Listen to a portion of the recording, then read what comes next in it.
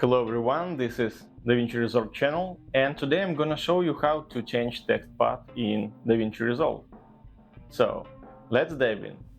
Let's set text plus node connected to media out, and let's type something to text field, for example. So then go to layout path, and if you want to create your own custom path, change type from point to path. And now you can draw your own path, for example like this.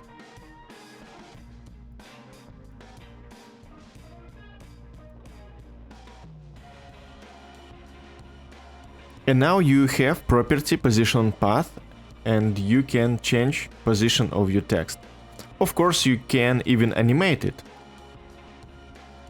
Let's go to the first frame, set keyframe, then go to the last frame, change position path, and let's play our animation. Yeah, it works. Then you can make text direction like a circle. Go to layout tab, change type from path to circle, and now you can change, for example, size of the circle. You can change radius like this. Even you can rotate your text.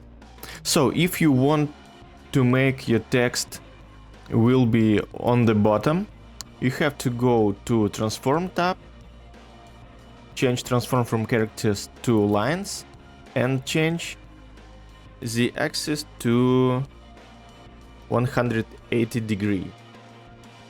So now your text is on the bottom.